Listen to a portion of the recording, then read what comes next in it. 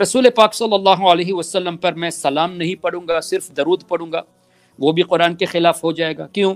اللہ نے قرآن کریم میں صرف صلو علیہ نہیں فرمایا کہ میرے حبیب پر درود پڑھو، بلکہ وسلموا تسلیما، خوب خوب سلام پڑھو، یہ بھی اللہ نے فرمایا۔ تو خوب خوب سلام کا مطلب کیا ہوا؟ اچھے انداز میں سلام پڑھو، بہتر انداز میں درود و سلام پڑھو۔ تو بہتر انداز کیا ہے؟ کھڑے ہو کر ادب کے ساتھ پڑھنا، یہ بہتر انداز ہے۔ کوئی یہ کہے گا کہ ہم ہاتھ کو پیٹھ کے پیچھے باندھ کر سلام پڑھیں گے لیٹتے ہوئے، یہ کوئی بہتر انداز تو نہیں ہے۔ جب خوب خوب سلام پڑھو تو بہتر طریقہ، اور یہ بہتر طریقہ ہمیں اللہ نے نماز کے ذریعے سکھایا۔ ہم نماز میں تراویح پڑھتے وقت پڑھتے ہیں سلام علی موسیٰ و ہارون، سلام علی ابراہیم، سلام علی نوح فی العالمین، سلام علی الیاسین، اور آخر میں سبحان ربک رب العزت عما یصفون وسلام علی المرسلین، تمام رسولوں پر سلام پڑھتے ہیں۔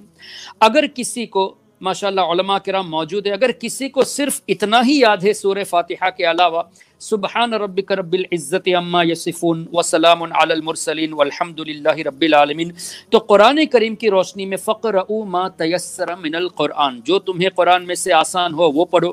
تو اگر کسی کو سورہ فاتحہ کے بعد یہی 3 آیتیں یاد ہے تو وہ یہی 3 آیتیں پڑھے گا، یعنی ہر رکعت میں وسلام علی المرسلین، تمام رسولوں پر کھڑے ہو کر ہاتھ باندھ کر ادب سے سلام پیش کر رہا ہے۔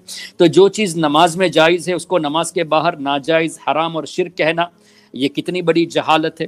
اگر ہاتھ باندھ کر کھڑے ہو کر سلام پڑھنا یہ شرک ہے، تو کیا اللہ تعالیٰ نے اور اللہ کے حبیب نے نماز میں شرک کرنے کا ہمیں حکم دیا کہ ہم ہاتھ باندھ کر، وہ بھی اللہ کے لیے جو نماز پڑھتے ہیں، اس نماز میں رسولوں پر سلام پیش کرتے ہیں؟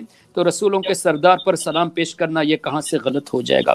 تو اس طرح جواب ہم دیتے ہیں تو کہتے ہیں چلو ٹھیک ہے یہ بھی مان لیتے ہیں، لیکن تم غوث اعظم پر سلام پڑھتے ہو، غریب نواز پر سلام پڑھتے ہو، امام عالی مقام پر سلام پڑھتے ہو، شاہ کی ساری امت پہ لاکھوں سلام، شافعی، مالکی، احمد، امام حنیف، 4 باغ امامت پہ لاکھوں سلام، کاملان طریقت پہ کامل درود، حاملان شریعت پہ لاکھوں سلام، سیدہ فاطمہ زہرا کی بات آتی ہے تو کہتے ہو کہ خون خیر الرسل سے ہے جن کا خمیر، ان کی بے لوث طینت پہ لاکھوں سلام، سیدہ ظاہرہ طیبہ طاہرہ جان احمد کی راحت پہ لاکھوں سلام، سیدہ خدیجۃ الکبریٰ رضی اللہ تعالیٰ عنہا کی بات آتی ہے تو کہتے ہیں کہ تحلیمہ، سیمہ، کہف امن و اما، حق گزار رفاقت پہ لاکھوں سلام، سیدہ عائشہ صدیقہ رضی اللہ عنہا کی بات آتی ہے تو کہتے ہیں بنت صدیق، آرام جان نبی، اس حریم براءت پہ لاکھوں سلام، یعنی ہے سورہ نور جن کی گواہ ان کی پرنور صورت پہ لاکھوں سلام۔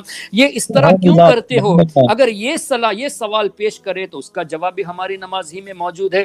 ہم نے السلام علیکم ایھا النبی ورحمۃ اللہ وبرکاتہ پڑھ لیا اور سیدھا اشہد ان لا الہ الا اللہ واشہد ان محمدا عبدہ ورسولہ پڑھا، تو مفتیان کرام جواب دیں گے کہ نماز کو دہرانا واجب ہے۔ اگر جان بوجھ کے اس طرح کیا تو نماز ہی نہیں ہوئی، اگر غلطی سے کر دیا تو سجدے سہو کرنا پڑے گا، اور سجدے سہو نہیں کیا تو نماز دوبارہ پڑھنا واجب ہے۔ کیوں؟ اس لیے کہ التحیات میں ہر لفظ کا پڑھنا واجب ہے، تو تم نے السلام علینا وعلی عباد اللہ الصالحین کو چھوڑ دیا، یعنی اے اللہ ہم پر بھی سلام ہو، تیرے تمام نیک بندوں پر سلام ہو۔ تو نماز میں جب اللہ کے نیک بندوں پر سلام بھیجنا جائز ہے تو نماز کے باہر کیسے ناجائز ہو جائے گا؟ پھر اسی نماز میں اللہم صلی علی سیدنا محمد وعلی آل سیدنا محمد، حضور کے ساتھ ساتھ حضور صلی اللہ علیہ وسلم کی آل پر بھی درود بھیجتے ہیں، کما صلیت علی سیدنا ابراہیم وعلی آل سیدنا ابراہیم، حضرت ابراہیم علیہ السلام کا تذکرہ آ گیا، ان کی آل کا تذکرہ آ گیا۔ تو پتہ یہ چلا کہ یہ جو بزرگان دین کے واقعات ہم پیش کرتے ہیں یہ قرآن اور حدیث کے خلاف نہیں۔ اگر